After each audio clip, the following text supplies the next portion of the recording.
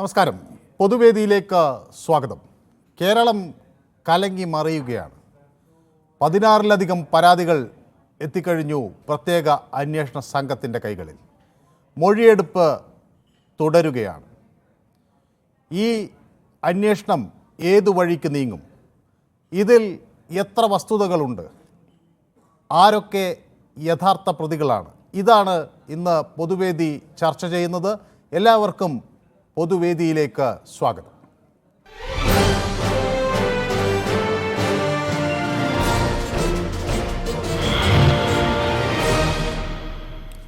പൊതുവേദിയിലെ ആദ്യ കോളർ കോഴിക്കോട് നിന്ന് ശ്രീമതി റഹീമയാണ്.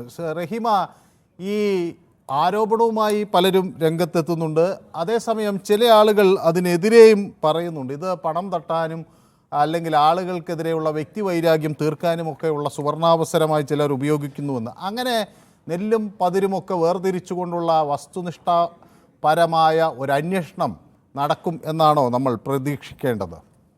MLA രാജിവെച്ച് കഴിഞ്ഞാല് അത് തിരിച്ചെടുക്കാൻ ബുദ്ധിമുട്ടാണ്. രാജിവെക്കാൻ എളുപ്പം കഴിയും, പക്ഷെ എത്ര ബുദ്ധിമുട്ടിട്ടാണ് ആ MLA സ്ഥാനം കിട്ടണതെന്ന് അറിയോ? അപ്പൊ രാജിവെക്കണ്ടെന്നാണോ പറയുന്നത്? രാജിവെക്കണ്ട, അതെല്ലാവർക്കും ഒരു ഉപകാരമുള്ള ഒരു MLA അല്ലേ. പിന്നെ അത് സത്യം പുറത്തു വരുമ്പോ അതിനനുസരിച്ച് നടപടി എടുക്കാലോ. അപ്പൊ അങ്ങനെയുള്ള ഒരു സംഗതിക്കാ ഞാൻ ഈ വിളിച്ചത്. MLA പിന്തുണ അറിയിക്കുകയാണ് ശ്രീമതി റഹീമ ചെയ്യുന്നത് അല്ലേ? രാജിവെക്കണ്ട എന്നാണ് പറയുന്നത്. രാജിവെച്ചിട്ട് കാര്യമില്ല. ഇതിന്റെ സത്യാവസ്ഥ പുറത്ത്, എല്ലാരും സത്യാവസ്ഥ പുറത്ത് വന്നിട്ട് വേണ്ടീനു അമ്മേന്നൊക്കെ രാജിവെക്കാന്. ഇത് 2017 സംഭവല്ലേ, അത് അന്നേ അവര് പരിഗണിക്കേണ്ടീനു.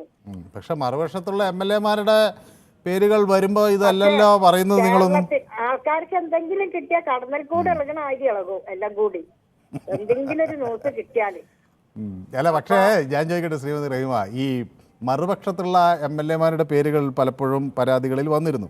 അപ്പൊ ഇതുപോലെ അല്ലല്ലോ ആളുകൾ പ്രതികരിക്കുന്നത്. അപ്പൊ അവർ ഉടനെ രാജിവെക്കണം, പോണം എന്നൊക്കെ അല്ലേ പറയുന്നത്? അതിന്റെ ഒക്കെ സത്യാവസ്ഥ അറിഞ്ഞിട്ട് പോരെ ഈ രാജ്യൊക്കെ. MLA എന്ന് വെച്ചാൽ നമ്മൾക്ക് തിരിച്ചു കിട്ടാൻ കഴിയില്ലല്ലോ. പിന്നെ അത് MLA രാജിവെച്ച് കഴിഞ്ഞാല് പിന്നെ തിരിച്ചു കിട്ടാൻ കഴിയില്ല സാറേ. അതുകൊണ്ടാണ് എനിക്ക് ഇത്രയും വിഷമമുണ്ട്. ഇവർക്കൊക്കെ പരാതി വന്നേല്. ശ്രീമതി റഹീമ മുകേഷിന്റെ ഒരു വലിയ ആരാധകനാണോ? എനിക്ക് അതൊക്കെ എനിക്ക് എല്ലാരും ഭയങ്കര ഇഷ്ടമാണ്. ഇങ്ങനെ ഒരു സംഭവം സംഭവിച്ചതിന് വല്ലാത്തൊരു വിഷമമുണ്ട്. ഏതായാലും ഈ വാക്കുകൾ റഹീമയെ പോലുള്ള 100 കണക്കിന് ആരാധകർ അവരെ എത്രമാത്രം നെഞ്ചേറ്റിയിരിക്കുന്നു എന്ന് അവർ കൂടി അറിയട്ടെ. ഈ പരിപാടി കേട്ടിട്ട് ഇത്തരം പരാതികളില്ല, അതിൽ കഴമ്പൊന്നും ഇല്ലെങ്കിൽ കുഴപ്പമില്ല. പക്ഷെ അങ്ങനെ ഉണ്ടെങ്കിൽ അവർ തിരിച്ചറിയേണ്ടത് അവരെത്രമാത്രം. 2017 നടന്ന സംഭവം അന്നേ അത് പരിഗണിക്കേണ്ടിയിരുന്നു. ഇപ്പോഴൊക്കെ കമ്മിറ്റിയിൽ വന്നപ്പോ ഇതൊക്കെ പുറത്തു വരാൻ, പിന്നെ അവർക്കൊരു കുടുംബവും ജീവിതവും കുട്ടികളും ഒക്കെ ഉള്ളതല്ലേ. നാട് മുഴുവൻ നാറുന്ന ഒരു സംഗതിയല്ലേ. അപ്പൊ ഇതിന്റെ പുറകെ പോവാനാണല്ലോ ഇപ്പൊ എല്ലാരും നടക്കുക. ന്യൂസ് കിട്ടിക്കഴിഞ്ഞാൽ കടന്നൽ കൂടെ ഇളകണ ആര്യ ജനങ്ങൾ മുഴുവൻ ഇളകും, പ്രത്യേക BJP-ക്കാര്. ആയിക്കോട്ടെ, എന്നാ ശരി സാറേ. ശരി ശരി, ഓക്കെ. സൂഫി എന്നൊരു പ്രേക്ഷകൻ വയനാട്ടിൽ നിന്ന് നമുക്കൊപ്പം ചേരുന്നുണ്ട്. ശ്രീ സൂഫി, ഇത് പല പ്രേക്ഷകരും നമ്മളെ വിളിക്കുമ്പോൾ അവരുടെ വളരെ പ്രിയപ്പെട്ട താരങ്ങളാണ് കേസിൽ പ്രതികളൊക്കെയായി വരുന്നത്. അവർക്കിത് അവിശ്വസനീയമായി തോന്നുന്നു. ശ്രീ സൂഫി ഇതൊക്കെ വിശ്വസിക്കുന്നുണ്ടോ? നമസ്കാരം. മനസ്സിലായി. പിന്നെ എന്റെ അഭിപ്രായത്തില് ഇപ്പോഴത്തെ പ്രായമുള്ള നടന്മാരെ, ഇപ്പോഴത്തെ യുവാക്കൾ എന്ന് പറഞ്ഞാൽ നടിമാർക്ക് ഏതോ പോരായ്മയുണ്ട്. അതാണ് ഇതിന്റെ ചുരുക്കം. അവര് എല്ലും തോലൊക്കെ ആയിരുന്നു ഈ പഴയ നടന്മാരൊക്കെ. അപ്പൊ പുതിയ യുവാക്കളെ ആകർഷിക്കാൻ വേണ്ടിയുള്ള ഒരു അടവാണെന്ന എന്റെ ഒരു തോന്നൽ. അതേപോലെ തന്നെ മുമ്പ് നിങ്ങൾക്ക് ഓർമ്മയുണ്ടാവും ഉണ്ണിത്താനെ പറ്റി ഒരു അഭിപ്രായം, മുണ്ടൂരി എന്നുള്ള പ്രശ്നം ഓർമ്മയുണ്ടോ? മുണ്ടൂരിയതല്ലല്ലോ, അദ്ദേഹത്തിന് അത് ആക്രമിക്കുകയും മുണ്ട് വലിച്ചഴിച്ചെടുക്കുകയും ചെയ്യല്ലേ. അതൊക്കെ എന്തൊക്കെ ഇതിന്റെയൊക്കെ ഭാഗമായിരിക്കൂലേ നല്ല കാഴ്ചപ്പാട്. അപ്പൊ ഇതിനെതിരെ ഈ ഇപ്പോഴത്തെ നടന്മാർക്കെതിരെയുള്ള ഇപ്പോഴത്തെ പ്രസ്താവന, ഈ നടിമാര് കരുതി കൂട്ടിയുള്ള ഇതിന് പിന്നിൽ ആരൊക്കെയോ പ്രവർത്തിക്കുന്നുണ്ട്. കാശോ മറ്റെന്തോ വാഗ്ദാനമൊക്കെ ചെയ്തുകൊണ്ടാണ് ഇപ്പൊ രംഗത്ത് വരാൻ കാരണം. ശരി, പരാതി വ്യാജമാണെന്നാണ് താങ്കളുടെ അഭിപ്രായം അല്ലേ? വ്യാജാണ്. കാരണം ഇവരൊക്കെ രാജിവെച്ചതിന് ശേഷം ഇവർക്ക് എന്താ ഗുണമുള്ളത്? ശരി, ശശിധരൻ എന്നൊരു പ്രേക്ഷകൻ നമുക്കൊപ്പം ചേരുന്നുണ്ട്. ശശിധരൻ, ഇത് ഇപ്പോൾ മുൻപേ ഒരു പ്രേക്ഷകൻ പറഞ്ഞത് ഇത് പണം കണ്ടുകൊണ്ടൊക്കെ ആളുകൾ വരുന്നതാകാം എന്ന സംശയമാണ് അദ്ദേഹം പ്രകടിപ്പിക്കുന്നത്. പക്ഷേ അത് അത്രമാത്രമൊക്കെ അങ്ങനെ നമ്മൾ പൂർണ്ണമായും ഈ പരാതിക്കാരെ തള്ളിക്കളയേണ്ടതുണ്ടോ? ഇത് തീയില്ലാതെ പുക ഒന്നെങ്കിലും ഉണ്ടായിട്ടുണ്ടോ മനു? തീയില്ലാതെ ഒരിക്കലും പുക ഉണ്ടാകത്തില്ല. പിന്നെ ഇതിന്റെ അനുഭവം എന്ന് പറഞ്ഞാൽ ഇപ്പൊ കടന്നൽ കൂട്ടി കല്ലെറിഞ്ഞ അനുഭവമായിപ്പോയി.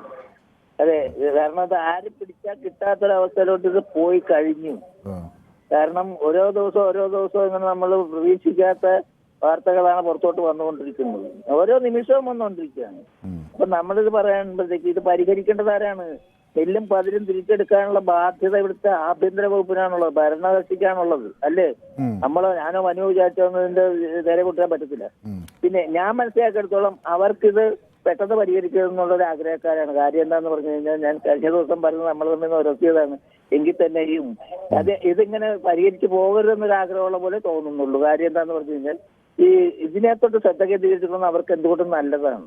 ഇപ്പൊ ഒരു മുകേഷ് വിഷയമോ ഒരു ഗണേഷ് വിഷയമോ ഒക്കെ മാത്രമേ അവർക്ക് അതൊരു കാര്യം, അത് നാളെ എടുത്ത് പുറത്തോട്ട് കളഞ്ഞാൽ അവരുടെ ബാധ്യതയൊക്കെ തീരും. അല്ലാണ്ട് ബന്ധമായിട്ട് സർക്കാരിനായിട്ട് ഇതിനകത്തൊന്നുമില്ല. ഞാൻ പറയുന്നത് കാര്യമാണ്. അതിനകത്ത് ഒരു തർക്കവും ഇല്ല. ഇത് പെട്ടെന്നൊന്നും പരിഹരിച്ച് പോകാൻ പോകുന്നില്ല. ഇതിങ്ങനെ ആശാന് കിട്ടിയ പതിര് പോലെ ഇങ്ങനെ നെല്ലും പതിരുങ്ങളെ കൂടി അവിടെ കിടക്കും, അത്രേ ഉള്ളൂ. പെട്ടെന്നൊക്കെ തെളിയാലോ. വ്യക്തമാണ്. അടുത്ത ഒരു പ്രേക്ഷകൻ കൂടി നമുക്കൊപ്പം ചേരുന്നുണ്ട്. പേര് പറയാമോ? വിജയൻ. ശ്രീ വിജയൻ. Hello sir. ശ്രീ വിജയൻ, എന്ത് തോന്നുന്നു? ഇടുക്കിയിൽ നിന്നാണ് വിളിക്കുന്നത് അല്ലേ? അതെ സാറേ, അത് ഇടുക്കിയിൽ നിന്നാ ഞാന്. സാറേ, ഞാന് ഒരു 70 വയസ്സായ ഒരു മനുഷ്യനാ. കാരണം ഞാൻ അല്പം ഫലിതം ചേർത്ത് പറയുകയാണെങ്കിൽ, ഇപ്പൊ എനിക്ക് ഒരു സ്ത്രീ വിരുദ്ധമായി പറയരുത്, കാരണം അതൊരു പൊതു വേദിയല്ലേ. അപ്പൊ നമ്മള് സ്ത്രീവിരുദ്ധ പരാമർശങ്ങൾ നടത്തരുത്. ഞാൻ ഇല്ല, ഒന്നും അങ്ങനെയൊന്നും പറയില്ല. ഞാൻ വസ്തുതയെ പറയുള്ളൂ. കാരണം ഞാനിപ്പോ അപ്പൊ ഈ ഒരു 50 കൊല്ലം മുമ്പുള്ള കാര്യങ്ങളൊക്കെ എനിക്ക് നല്ല ഓർമ്മയുണ്ട്. അപ്പൊ ഈ നമ്മുടെ മുകേഷ് MLAക്ക് അദ്ദേഹത്തിന് 6 വർഷം മുമ്പുള്ള കാര്യങ്ങൾ പോലും ഓർമ്മയില്ല എന്ന് പറയുമ്പം അദ്ദേഹത്തിന് വലിയ എന്തൊരു നല്ല തക്കതായ ചികിത്സ നൽകിയിട്ട് വേണ്ട ഇനി തുടരാനാണ് എനിക്കൊരു സംശയം. അല്ല, ഓർമ്മയില്ലെന്ന് അദ്ദേഹം പറഞ്ഞില്ലല്ലോ. എല്ലാം ഓർക്കുന്നു തന്നെയല്ലേ? അല്ല, ഓർമ്മയില്ലെന്ന് കഴിഞ്ഞ പറഞ്ഞു. ഓർമ്മയില്ല എന്നാ പറഞ്ഞത്. ഏതാ ഓർക്കുന്നത്? ഈ പരാതി വന്നപ്പം ഒരു സ്ത്രീ പരാതി കൊടുത്തപ്പോ എനിക്ക് ഓർമ്മയില്ലെന്നാ പറഞ്ഞേ. അല്ലല്ല, അദ്ദേഹം കൃത്യമായി പറഞ്ഞു. അദ്ദേഹം 2020 ആദ്യം വന്നു, പിന്നീട് 2020 വീണ്ടും വന്ന സമയത്ത് പ്രശ്നങ്ങളുണ്ടായി, അല്ലെങ്കിൽ അവർ വേറെ പേരിൽ പരിചയപ്പെട്ടു. അങ്ങനെ വളരെ കൃത്യമായൊരു പ്രസ്താവന തന്നെ അദ്ദേഹം ഇതുമായി ബന്ധപ്പെട്ട് ഇറക്കി. അല്ല, ഇതിനിടയ്ക്ക് ചാനലിൽ ഞാൻ നമ്മുടെ ചാനലിൽ തന്നെ ഞാൻ തോന്നുന്നു. കാരണം ഒരു 6 വർഷം മുമ്പുള്ള ഒരു കേസ് പറഞ്ഞപ്പോ എനിക്ക് ഓർമ്മയേ ഇല്ലെന്ന് അദ്ദേഹം പറഞ്ഞു. ശരി.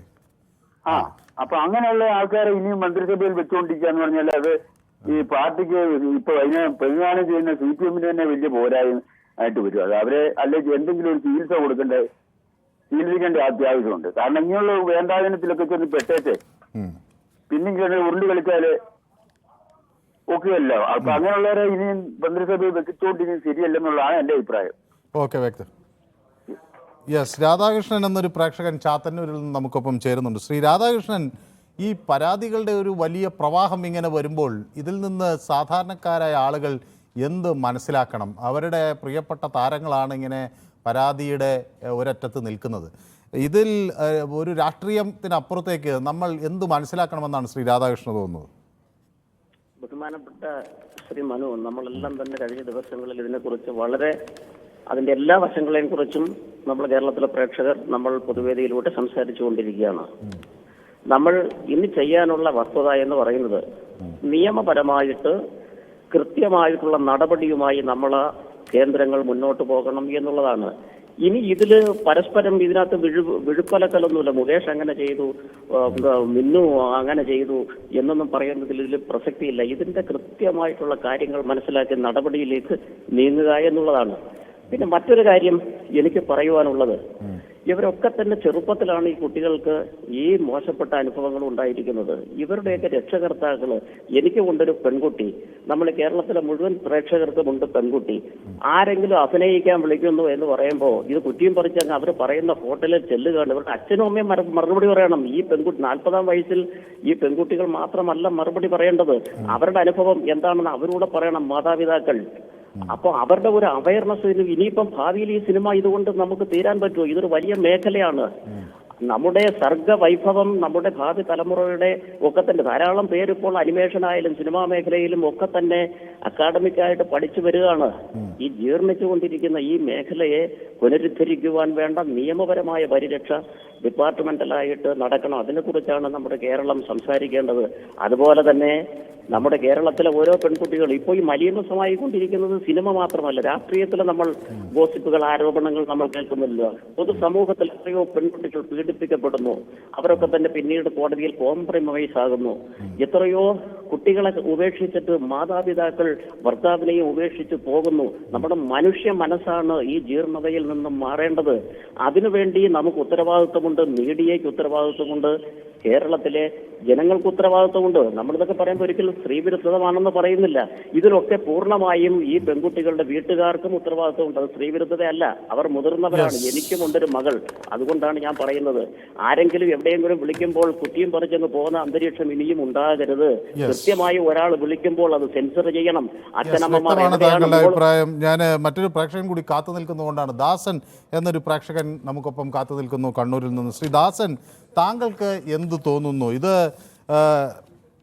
ഇത് രക്ഷിതാക്കളുടെ വീഴ്ചയാണോ, അതോ ഇത് അശ്രദ്ധമായി പോയ ആ ആളുകളുടെ വീഴ്ചയാണോ, അതോ ഇത് ഒട്ടും ഉത്തരവാദിത്വ ബോധമില്ലാതെ പെരുമാറിയ പുരുഷന്മാരായ നടന്മാരുടെ വീഴ്ചയാണോ? എവിടെയാണ് ഈ വീഴ്ച സംഭവിച്ചത്? രക്ഷിതാക്കൾക്ക് ഒരു ഉത്തരവാദിത്വമില്ല. എന്ത് പറയാ രക്ഷിതാക്കളെ പറയാ? ഈ പറയുന്നതിന് തോന്നിയ ദിവസമാണ് ഇത്രയും തോന്നിയ ദിവസം നമ്മൾ ചെയ്തിട്ട് പിന്നെ രക്ഷിതാക്കളാ പറയുന്നത്. ഞാൻ പറയുന്നത് ഈ പാർട്ടി ഇടപെടണം. CPM ഈ മുകേഷിന്റെ കാര്യത്തിൽ മിക്കവാറും ആൾക്കാർക്കും ഇയാൾ കുറ്റക്കാരെന്ന് അറിയാം. ഇയാളെ ഉടനെ തന്നെ പാർട്ടി MLA സ്ഥാനം രാജിവെപ്പിക്കണം. പിന്നെ പാർട്ടി ചിന്തിക്കണ്ടേ ഈ ഗണേശനും മുകേഷും ഇവരൊക്കെ എങ്ങനെ ഇടതുപക്ഷം എത്തിയെന്ന് ചിന്തിക്കണം. പാർട്ടി ഇങ്ങനെയുള്ള ആൾക്കാർക്കുള്ള പാർട്ടിയല്ല ഇടതുപക്ഷം. ഈ കേരളത്തിലെ ഏറ്റവും 140 MLA-മാരിൽ ഏറ്റവും വലിയ പൈസക്കാരായ MLA വരെ ഇടതുപക്ഷത്തിന് കൂടെ ഉണ്ട്. ഇതൊക്കെ പാർട്ടി ചിന്തിക്കണമെന്ന്. ഇതൊക്കെയാണ് ഈ പാർട്ടിക്ക് പറ്റിയ ഒരു അപജയം. കാരണം ഇങ്ങനെയുള്ള ആൾക്കാർക്ക് വന്ന് കയറാനുള്ള ഇടമല്ല ഇടതുപക്ഷം. ഇടതുപക്ഷത്തിന് വിശാലമായ അർത്ഥമുണ്ട്. ഇത് ഇവർ മനസ്സിലാക്കുന്ന നേതാക്കന്മാർ വെറും പണം മാത്രം മതിയോ? വ്യക്തമാണ്. മറ്റൊരു പ്രേക്ഷകൻ നമുക്കൊപ്പം ചേരുന്നു, സുരേന്ദ്രൻ തൃശ്ശൂരിൽ നിന്ന്. ശ്രീ സുരേന്ദ്രന് എന്ത് തോന്നുന്നു? ഇത് ഏത് തരത്തിലുള്ള ഒരു അന്വേഷണത്തിലേക്ക് ഇത് നീളും? ഇതിൽ എത്രമാത്രം വസ്തുതകൾ പുറത്തു വരുമെന്നാണ് താങ്കൾ കരുതുന്നത്? നമസ്കാരം സാറേ. നമസ്കാരം. സാർ ഇപ്പൊ പറഞ്ഞ മാതിരി ഇപ്പൊ നമ്മൾ എഴുതി കാണിക്കുന്ന നെല്ലും പതിരും തിരിഞ്ഞു, നെല്ലും പതിരും തിരിയാനുള്ള സമയമായിട്ടില്ല എന്ന് എനിക്ക് തോന്നുന്നത്. വ്യക്തമായിട്ടുള്ള അന്വേഷണം നടക്കട്ടെ. നമ്മൾ ആരെയും കുറ്റവിചാരണ ചെയ്യുകയോ അല്ലെങ്കിൽ കുറ്റവിമുക്തരാകുകയോ, നമ്മൾ വിചാരണ ചെയ്ത് കുറ്റക്കാരാക്കും വേണ്ട, കുറ്റവിമുക്തരാക്കും വേണ്ട. അത് അതിൻ്റെതായ രീതിയിൽ നടക്കട്ടെ. കാരണം നമുക്കൊരു ഓർമ്മയുണ്ട്, നമുക്ക് 91-ലാ 93-ലാണ്ടാന്ന് തോന്നുന്നു, ഇതേമാതിരി തന്നെ നമ്മൾ വിചാരണ ചെയ്തിട്ട് ഒരു ISRO ചാരക്കേസ് ഉണ്ടായിരുന്നു. അപ്പൊ അതിൽ ആരെങ്കിലും ഒരു വ്യക്തി നിരപരാധിയാണെങ്കിൽ, കുറ്റക്കാരാണെങ്കിൽ നമുക്ക് പ്രശ്നമില്ല, നിരപരാധിയാണെങ്കിലാണ് നമുക്ക് പ്രശ്നമുള്ളൂ. ഈ കുറ്റക്കാരാണെങ്കിൽ ഒരു പ്രശ്നവുമില്ല. നിരപരാധിയാണെങ്കിൽ അവരുടെ കുടുംബം, ആ കുടുംബം നമുക്ക് ഇപ്പോഴും നമുക്ക് കാണാം. ആ ഒരു വ്യക്തി അവിടെ ജീവിച്ചിരിക്കുന്നുണ്ട്. ആ വ്യക്തിയുടെ നില എന്തായിരുന്നു? ഇതേ ആൾക്കാർ, നമ്മൾ പൊതുസമൂഹവും ഈ മാധ്യമങ്ങളും എല്ലാവരും കൂടി ചെയ്ത് എന്തായിരുന്നു. അപ്പൊ അത് അങ്ങനെ ഉണ്ടാവരുത്. പിന്നെ എനിക്ക് ഫസ്റ്റിലൊരു ഇത് പറഞ്ഞപ്പോ സാറ് പറഞ്ഞു, ഈ മറ്റേ മുകേഷ് രാജിവെക്കുന്നതിന്റെ കേസ് പറഞ്ഞപ്പോ പറഞ്ഞു, അന്ന് പിണറായി വിജയൻ പറഞ്ഞ എന്താണെന്നറിയോ? ഈ പെരുമ്പാവൂർ MLA-യും വിഴിഞ്ഞത്തെ MLA-യും പറഞ്ഞപ്പോ പിണറായി വിജയനും അതിന്റെ തീരുമാനം UDF എടുക്കട്ടെ, അല്ലാണ്ട് മറ്റുള്ളവരല്ല. UDF അവരെന്താണോ തീരുമാനിക്കുന്നത് ആ തീരുമാനമായിട്ട് മുന്നോട്ട് പോകണമെന്നാണ് അന്ന് പിണറായി വിജയനും ഗോവിന്ദ മാഷും പറഞ്ഞതെന്നാണ് ഞാൻ ഓർക്കുന്നത്. കാരണം തെറ്റുണ്ടെങ്കിൽ തിരുത്താം. അന്ന് അവരാണ് പാർട്ടിയുടെ കാര്യങ്ങൾ പറയേണ്ടത്. അവര് പറഞ്ഞത് കോൺഗ്രസ് തീരുമാനിക്കട്ടെ, അവരുടെ കാര്യങ്ങൾ തീരുമാനിക്കട്ടെ എന്നാണ് അന്ന് പറഞ്ഞത്. പിന്നെ അതുമാതിരി തന്നെ ഇപ്പൊ നമുക്ക് അത് നിങ്ങൾ പറഞ്ഞോണ്ട് ഞാൻ പറയാണ്, ഉമ്മൻചാണ്ടി രാജിവെക്കണമെന്ന് പറഞ്ഞ് ഈ സെക്രട്ടേറിയറ്റിന്റെ നടയിൽ ഇരുന്ന വൻ സമരം ഓർമ്മയുണ്ടല്ലോ അല്ലേ? സമരം സാറേ, ഈ സമരം ഇവരിപ്പോ സമരം എടുക്കുന്നുണ്ട്. ഇതിപ്പോ ഇവര് രാജിവെക്കാനുള്ള സമരമാണെന്ന് സാറിന് തോന്നുന്നുണ്ടോ? വ്യക്തമാണ്. കാരണം അവർക്ക് ധാർമ്മികമായിട്ടുള്ള സമരം എടുക്കാനുള്ള ഇതുണ്ടോ? ധാർമ്മികമായിട്ട് കോൺഗ്രസിന് സമരം എടുക്കാനുള്ള ഇതുണ്ട്. അപ്പൊ പറഞ്ഞ കുറെ യുവജനങ്ങളെ എന്തെങ്കിലും കാട്ടിക്കൂട്ടണ്ടെന്ന് വെച്ചിട്ട് ചെയ്യണതാണ്. പിന്നെ മറ്റൊരു കാര്യം കൂടി ഞാൻ പറഞ്ഞോട്ടെ സാറേ, ഞാൻ വളരെ ആരാധിക്കുന്ന ഒരു സിനിമാ താരാണ് പൃഥ്വിരാജ്. പക്ഷെ ഇവരൊക്കെ മേടിക്കുന്ന ഈ പൃഥ്വിരാജ് വളരെയധികം മാന്യമായിട്ടുള്ള സംസാരവും കാര്യങ്ങളും ഒക്കെ ചെയ്യുന്നുണ്ട്. പക്ഷെ ഇവര് മേടിക്കുന്ന ആ ഒരു പ്രതിഫലത്തിൽ നിന്ന് ഇത്രയും സ്ത്രീകൾ ഇത്രയും ബുദ്ധിമുട്ട് അനുഭവിക്കുന്നു പറഞ്ഞിട്ടുണ്ട് ഓരോ ലൊക്കേഷനിലും.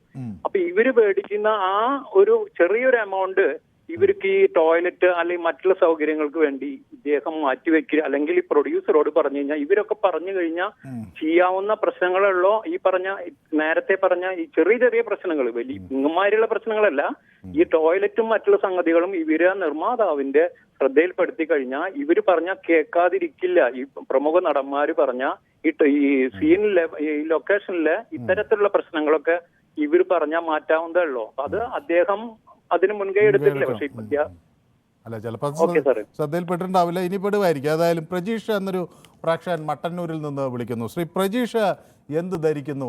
ഈ മൊഴിയെടുക്കൽ തുടരുകയാണ്, ആളുകൾ പരാതിയുമായി എത്തുന്നു. ഇതിൽ പലരും ഹേമ കമ്മീഷന് മുന്നിൽ പരാതി നൽകാത്തവരാണ്, മാധ്യമങ്ങൾക്ക് മുന്നിൽ വരാത്തവരുമുണ്ട്. അങ്ങനെ പരാതികളുടെ ഒരു പ്രവാഹം ഇങ്ങനെ വരുമ്പോൾ അതിൽ നിന്ന് എന്തെങ്കിലും ഭയക്കേണ്ടതുണ്ടോ? നമസ്കാരം. നമസ്കാരം സാറേ, ഇതെല്ലാം എല്ലാ മേഖലകളിലും പീഡനങ്ങൾ സ്ത്രീകൾ അനുഭവിക്കുന്നുണ്ട്. പിന്നെ സിനിമാ മേഖല ഇപ്പം ഈ ഹേമ കമ്മിറ്റി റിപ്പോർട്ട് വന്നുകൊണ്ട് പ്രത്യേകം ശ്രദ്ധിക്കപ്പെടുന്നല്ലാണ്ട് എല്ലാ മേഖലകളിലും സ്ത്രീകൾ പീഡനം അനുഭവിക്കുന്നുണ്ട്. ഇപ്പൊ രാഷ്ട്രീയ മേഖലകളിൽ പല പാർട്ടികളെ അന്വേഷിച്ചു കഴിഞ്ഞാൽ, പല മേഖലകളിൽ പോയി അന്വേഷിച്ചു കഴിഞ്ഞാൽ പലയാളും കുട്ടും. രാഷ്ട്രീയ മേഖല എല്ലാ പാർട്ടിക്കാരും സ്ത്രീകൾ അനവധി അനവധി സ്ത്രീകൾ പീഡിപ്പിക്കപ്പെടുന്നുണ്ട്. അതൊന്നും ചർച്ചയാകുന്നില്ല. ഇപ്പൊ ഹേമ കമ്മിറ്റി റിപ്പോർട്ട് വന്നുകൊണ്ട് അവര് ഇത് അവിടെയും ആളുകൾ പരാതിയുമായി രംഗത്ത് വന്ന അതും ചർച്ചയാകും. സ്ത്രീകൾക്ക് പേടി, ഇത് ഇവരാ എന്ത് ചെയ്യും, പിന്നെ മറ്റു രീതിയിലുള്ള പ്രശ്നങ്ങൾ. അല്ലാതെ സിനിമാ മേഖലയിൽ ഇപ്പൊ ഈ റിപ്പോർട്ട് വന്നുകൊണ്ട് ഈ രീതിയിൽ ഒരു കമ്മിറ്റി മറ്റു മേഖലകൾക്കും വേണ്ടി വെക്കണം എന്നാണ് താങ്കൾ പറയുന്നത് അല്ലേ? രാഷ്ട്രീയ മേഖലകളിൽ അന്വേഷിച്ചിട്ടുണ്ടെങ്കിൽ പല പാർട്ടികൾ പിരിച്ചുവിടേണ്ടി വരും. രാഷ്ട്രീയ മേഖലകളിൽ അന്വേഷണം വന്നിട്ടുണ്ടെങ്കിൽ പല പാർട്ടികളും കേരളത്തിൽ നിന്ന് പിരിച്ചുവിടേണ്ടി വരും. ആ രീതിയിലാണ് പല രാഷ്ട്രീയ പാർട്ടികളും ഈ സ്ത്രീകളെ ചൂഷണം ചെയ്യുന്നത്. യെസ്, വ്യക്തമാണ് താങ്കളുടെ അഭിപ്രായം. ചങ്ങനാശ്ശേരിയിൽ നിന്ന് അജയ് കുമാർ നമുക്കൊപ്പം ചേരുന്നുണ്ട്. ശ്രീ അജയ് കുമാർ, ഇത് ആളുകളെ ഒരു വേട്ടയാടാനൊക്കെ ഉള്ള ഒരു ഉപാധിയായി ഉപയോഗിക്കാൻ ചിലർക്കെങ്കിലും കഴിയും എന്നൊക്കെയുള്ള സംശയങ്ങൾ പല കോണുകളിൽ നിന്നും ഉയരുന്നുണ്ട്. അതൊക്കെ എത്രമാത്രം അടിസ്ഥാനമുണ്ടെന്നാണ് അജയ് കുമാർ വിചാരിക്കുന്നത്? അല്ല, പൊതുസമൂഹത്തിൽ അങ്ങനെയൊക്കെയുള്ള സംശയങ്ങൾ ഉയർന്നു വരികയും അങ്ങനെയൊക്കെയുള്ള പ്രീ ഇൻസിഡൻസ് നമ്മുടെ മുന്നിൽ ഉണ്ട് താനും. അപ്പൊ നമുക്കതിനെ അങ്ങനെ ഇല്ലെന്നോ ഉണ്ടെന്നോ തൽക്കാലം പറയാൻ പറ്റത്തില്ല. ഇതിന്റെ ഒരു അന്വേഷണം വന്ന് അതിന്റെ ഒരു നിയമപരമായ വെളിപ്പെടുത്തലുകൾ വരുന്നിടം വരെ നമുക്ക് അത്തരം കാര്യങ്ങളെ പറ്റി ഊഹാപോഹങ്ങൾ മാത്രമേ നമ്മുടെ മുമ്പിലുള്ളൂ. ഇനിയിപ്പോ കേസന്വേഷണം നടത്തട്ടെ. പിന്നെ ഇപ്പൊ മുകേഷ് രാജിവെക്കണം എന്ന് പറയുന്നത് ധാർമ്മികമായിട്ട് രാജിവെക്കുന്നെങ്കിൽ വെക്കട്ടെ. പക്ഷെ ധാർമ്മികമായിട്ട് രാജിവെച്ച ഒരു ചരിത്രവും നമ്മുടെ മുമ്പിലില്ല. നമ്മുടെ ഈ അടുത്ത കാലത്ത് തന്നെ എൽദോസ് കുന്നപ്പള്ളി, പിന്നെ വിൻസെന്റ്, ഇവരുടെയൊക്കെ പേര് കേസുണ്ടായിരുന്നല്ലോ. ഈ സമാനമായ കേസായിരുന്നല്ലോ. അവരാരും രാജിവെച്ചില്ല. മനസ്സിലായില്ലേ? അപ്പൊ നമ്മുടെ ഈ രാഷ്ട്രീയ രംഗത്തുള്ള എല്ലാ നേതാക്കന്മാരും ആരൊക്കെയായാലും എല്ലാ പാർട്ടികളും ഇനിയിപ്പം LDF അല്ല UDF ആണെങ്കിൽ തന്നെ ഇതേ രീതിയിലൊക്കെ പോകത്തുള്ളൂ. പിന്നെ രാഷ്ട്രീയപരമായി ഇങ്ങോട്ടും അലിഗേഷൻസ് പറയാം, രാജിവെക്കണമെന്ന് പറയാം, ബഹളം ഉണ്ടാക്കുക, അത്രയൊക്കെ ഉള്ളൂ. നമ്മളൊന്ന് ചിന്തിച്ചു, മറ്റൊരു കേസിലാണെങ്കിൽ തന്നെ സോണിയാഗാന്ധി മകനും ഒരു സാമ്പത്തിക ക്രമക്കേടിന്റെ പേരിൽ ജാമ്യത്തിൽ നിൽക്കുകയാണ്.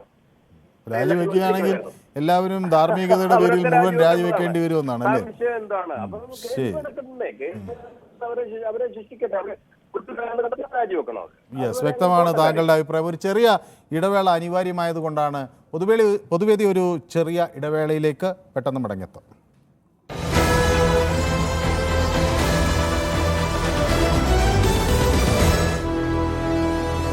ഇന്നലെ അവരെല്ലാവരും രാജിവെക്കുന്നു. അഡ്ഹോക് സമിതി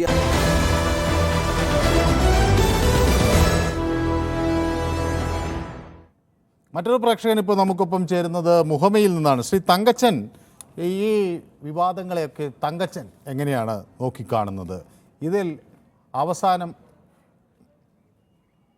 വർഗീസ് എന്നൊരു പ്രേക്ഷകൻ കൂടി നമുക്ക് ഒപ്പം ചേരുന്നുണ്ട്. ശ്രീ വർഗീസ്, ഇത് അവസാനം എവിടെ പര്യവസാനിക്കുമെന്നാണ് ശ്രീ വർഗീസ് കരുതുന്നത്? ഞാൻ എന്റെ കരുതമായാൽ ഇതൊക്കെ വെറുതെ മനുഷ്യന്റെ മുമ്പിൽ വെറും മനുഷ്യനെ വെറും പൊട്ടനാക്കുന്ന പരിപാടികളുടെ ഇതൊക്കെ സാറേ ഇതൊന്ന് ആലോചിച്ച് നോക്കി. വർഷങ്ങൾക്ക് മുമ്പ് പീഡിപ്പിച്ചപ്പം ഇവിടെ എവിടെയായിരുന്നു ഇത്ര നാള്?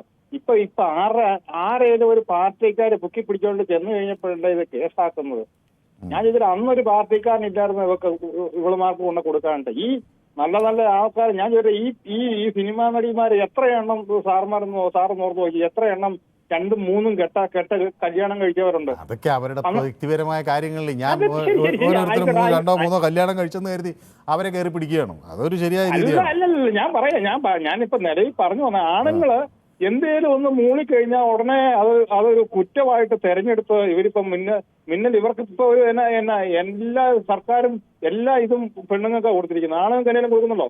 ഒരു റേഷൻ കാർഡ് പോലും പെണ്ണുങ്ങളുടെ പേരിലാണ് കൊടുത്തിരിക്കുന്നത്. ആണുങ്ങൾക്കുണ്ടോ? സ്ത്രീകൾ സമൂഹത്തിന്റെ മുൻനിരയിലേക്ക് വരേണ്ട ചരിത്രപരമായ ചില സാഹചര്യങ്ങളുടെയൊക്കെ ഒരു അടിസ്ഥാനത്തിൽ കൂടിയാണ് നമ്മൾ അത്തരം തീരുമാനമെടുക്കുന്നത്. രാജ്യം നാരീശക്തി എന്ന് പറയുന്നു. എത്രയോ കാലങ്ങൾ അടിച്ചമർത്തപ്പെട്ടും വിദ്യാഭ്യാസം നിഷേധിച്ചും പിൻവാതിലിൽ മാറ്റി നിർത്തിയും ഒക്കെ അടിച്ചമർത്തിയൊരു വിഭാഗം. അവർ ഈ ജനാധിപത്യ പ്രക്രിയയുടെ നടുംതൂണുകളായി വരണം എന്ന് ഈ നാട് പൊതുവെ ആഗ്രഹിക്കുന്നുകൊണ്ടാണ് അവർക്ക് എല്ലാവിധ സൗകര്യങ്ങളും കൊടുക്കുന്നത്. അത് മിസ്യൂസ് ചെയ്യുന്നവരുണ്ടാകാം, ഞാൻ അതിനെപ്പറ്റി പറയുന്നില്ല. സാറേ അതായിക്കോട്ടെ. ഈ ആണുങ്ങളെ ഇടിച്ച് താത്തേച്ച് വേണോ ഇവർക്ക് കയറി പോകാൻ? ആണുങ്ങളെ ഇടിച്ച് താത്തേച്ച് വേണോ? ആണുങ്ങൾ ഉണ്ടല്ലോ ഈ പെണ്ണുങ്ങളും ഉള്ളൂ.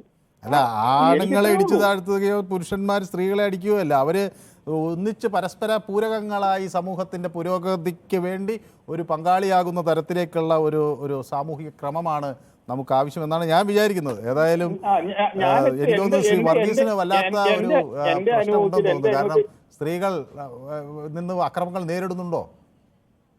ആണുങ്ങൾ അക്രമത്തിന് എനിക്ക് തോന്നുന്നത്. നിയാസ് എന്നൊരു പ്രേക്ഷകൻ പാലക്കാട് നിന്ന് നമുക്കൊപ്പം ചേരുന്നുണ്ട്. നിയാസ്, ഇതെല്ലാം അവസാനം വെള്ളത്തിൽ വരച്ച വര പോലെ മാഞ്ഞു പോകുമോ? ഇത് ചർച്ച ചെയ്ത എല്ലാവരെയും വിഡ്ഢികളാക്കി ഒടുവിൽ ഇതെങ്ങും എത്താതെ പോകും എന്ന ഭയം ഉണ്ടോ? എനിക്ക് അങ്ങനൊന്നുമില്ല. എനിക്ക് ഒരു കാര്യം പറയാനുള്ളത്, നിങ്ങൾ ചാനലിൽ വന്നിട്ട് ഇങ്ങനെ പറഞ്ഞുകൊണ്ടേ ഇരിക്കുന്നുണ്ട് ഈ കാര്യങ്ങൾ. ഞാൻ പറയുന്നത് നിങ്ങൾക്ക് കേൾക്കുന്നുണ്ടോ? നിങ്ങൾ പറഞ്ഞുകൊണ്ടേ ഇരിക്കണമെന്നല്ലോ എനിക്ക് കേൾക്കുന്നത്. ഞാൻ പറയുന്നത് കേൾക്കുന്നുണ്ടോ? ഹലോ.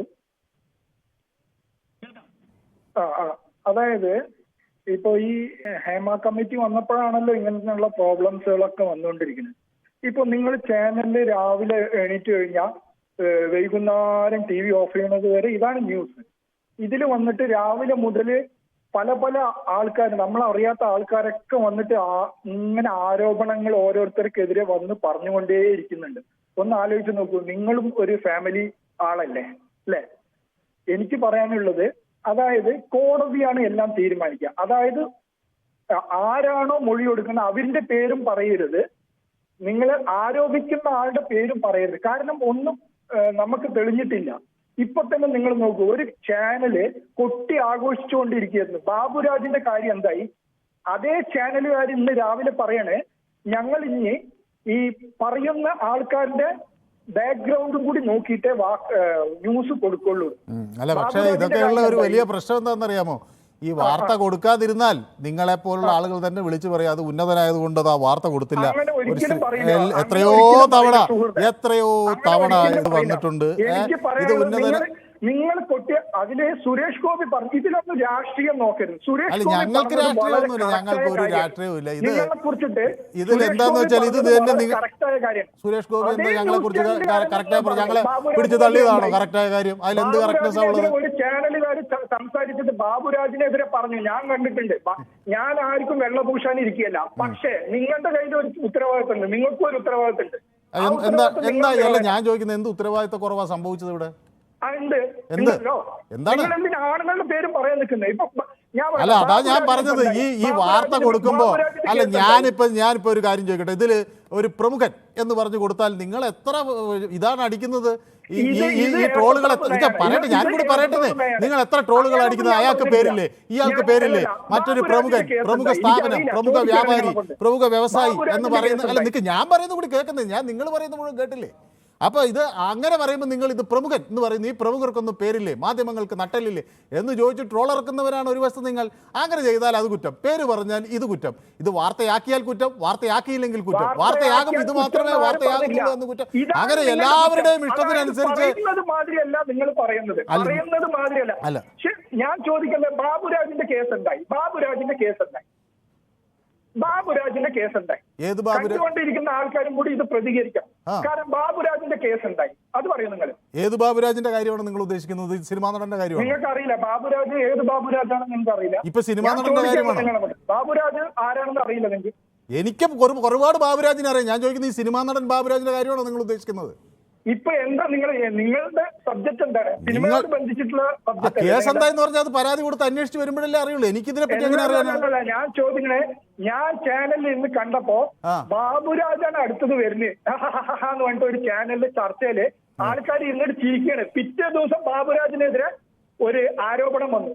ഇപ്പൊ അതെ ഏത് ചാനലില്ല? നിങ്ങളിങ്ങനെ ആകാശത്തേക്ക് നോടിക്ക് വെടിവെച്ചാൽ ഞാൻ എന്ത് പറയണം? ഏതോ ചാനലിൽ ഇരുന്ന് ആരോ ചിരിച്ചു എന്ന് പറഞ്ഞാൽ ഞാനെന്ത് ചെയ്യാനാണ്? എനിക്കതിൽ പ്രത്യേകിച്ച് ഒന്നും പറയാനില്ല. എനിക്ക് ബാബുരാജിനോടൊന്നോ നിങ്ങളോടൊന്നോ ആരോടും ഒരു വിരോധവുമില്ല. ബാബുരാജ് എന്തായാലും സത്യം പുറത്തു വരട്ടെ. നിങ്ങളുടെ പ്രോബ്ലം എനിക്കെന്ത് പ്രോബ്ലമാണെന്ന് എനിക്കിതിനെ മനസ്സിലാവുന്നില്ല. എന്റെ പ്രോബ്ലം എന്താണ്? ഞാനൊന്നും പറയാൻ പാടില്ല, നിങ്ങൾ പറയുന്നത് മുഴുവൻ കേട്ടുകൊണ്ട് നിൽക്കുക, പിന്നെ അത് കട്ട് ചെയ്ത് നിങ്ങൾക്ക് ഇതാ മാപ്രയ ഒരു പാഠം ഞാൻ പഠിപ്പിച്ചിരിക്കുന്നു എന്ന് പറഞ്ഞ് സാമൂഹ്യ മാധ്യമങ്ങളിൽ പ്രചരിപ്പിക്കാനുള്ള വഴിയൊക്കെ തുറന്നു തരിക. അങ്ങനെ ചെയ്താൽ ഞങ്ങൾ മഹാന്മാരായി. അല്ലാതെ ഞങ്ങൾ മിണ്ടിക്കൂടാ. ഞങ്ങൾ മിണ്ടുന്നതാണോ നിങ്ങളുടെ പ്രശ്നം? ഞങ്ങൾ മിണ്ടിയാൽ നിങ്ങളുടെ ഉറക്കം കെടുന്നു എന്നുള്ളത് കൊണ്ടാണ് ഈ ആളുകളെല്ലാം ഈ ടി വി വെച്ച് ഇതുപോലെ ഇരിക്കുന്നത്. അല്ല, ഞാൻ ചോദിക്കുന്നത് ഈ വാർത്ത കൊടുക്കണ്ടേ? ഇങ്ങനെ ഒരു സംഭവം നടന്ന് ഒരു കൊലപാതകം നടന്നാൽ ആ കൊലപാതകത്തിന്റെ കേസൊക്കെ അന്വേഷണം കഴിഞ്ഞ് പൂർത്തിയായതിനു ശേഷം കോടതി ഉത്തരവ് വന്നതിന് ശേഷം ആ വാർത്ത കൊടുത്താൽ മതി എന്നതാണോ? അതാണോ നിങ്ങൾ ഉദ്ദേശിക്കുന്നത്? എന്തെങ്കിലും മാധ്യമങ്ങളെ വിളിച്ചു പറയുക, വഴിയിൽ നിൽക്കുന്ന ഏതെങ്കിലും സ്ത്രീയോട് അപമര്യാദയായി പെരുമാറുക, എന്നിട്ട് അത് പരാതിയായി വരുമ്പോൾ ഉടനെ മാധ്യമങ്ങളുടെ നെഞ്ചത്തേക്ക് കയറുക എന്നത് ഒരു തെറ്റായ നയമാണ്. ആളുകൾ വളരെ വ്യക്തമായി അവരവരുടെ ബാധ്യതകൾ പാലിച്ചാൽ പല പ്രശ്നങ്ങളും ഒഴിവാകും. അതാണ് അതിൽ ഏറ്റവും ശരിയായ കാര്യം. ഏതായാലും ഈ വിഷയം ഞങ്ങൾ പൊതുവേദി യൂട്യൂബിലും ചർച്ചയ്ക്ക് വെച്ചിരുന്നു. ഈ വിഷയത്തിൽ നിരവധി പ്രേക്ഷകരാണ് ഇന്ന് പ്രതികരണവുമായി എത്തിയത്. നാളെ കൂടുതൽ വിവാദങ്ങളുമായി വീണ്ടും പൊതുവേദി എത്തും എന്ന് പ്രതീക്ഷിക്കാം. ഇന്നത്തേക്ക് വിടാം.